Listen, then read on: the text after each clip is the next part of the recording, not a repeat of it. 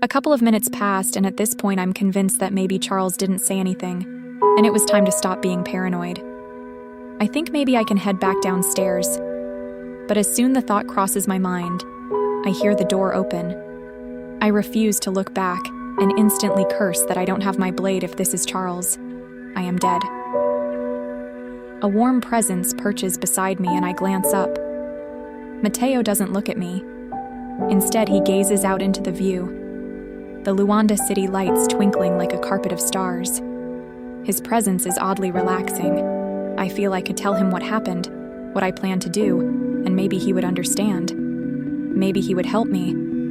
But I am no fool. The hound only serves his family, no one else. Which meant if I lended myself as a nuisance, I could end up on his kill list. There is man downstairs who claims you attacked him in the restroom.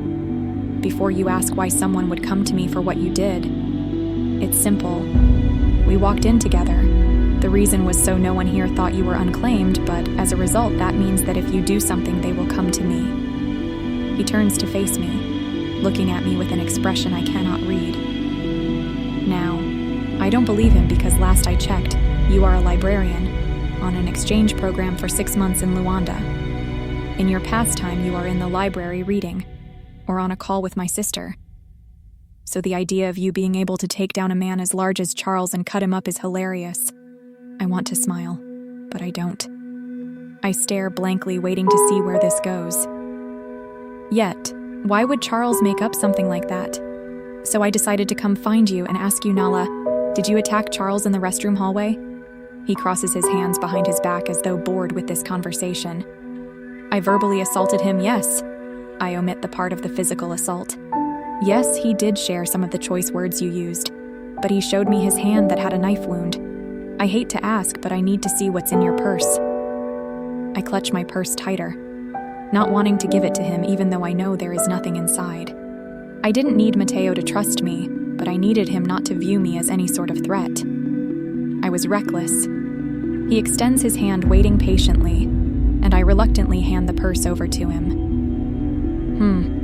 It's wet, he mutters as he plays with the clasp and opens it, seeing what I know is nothing inside.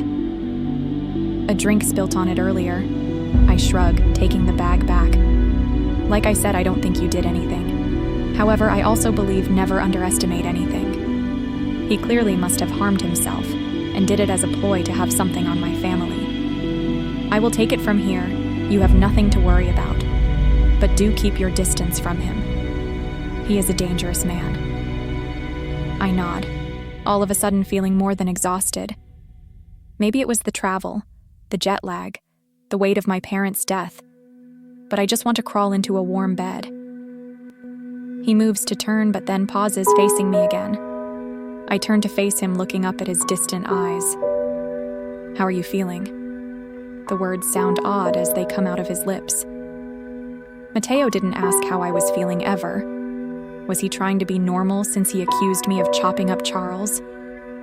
I feel like I should be trying to find out who killed my parents, and not standing here in this club, being looked at like I'm the ugly stepsister, or being accused like I'm some sort of spy. You are far from ugly, Nala, and I am sorry for asking, but my family's safety, it's my job. But I understand.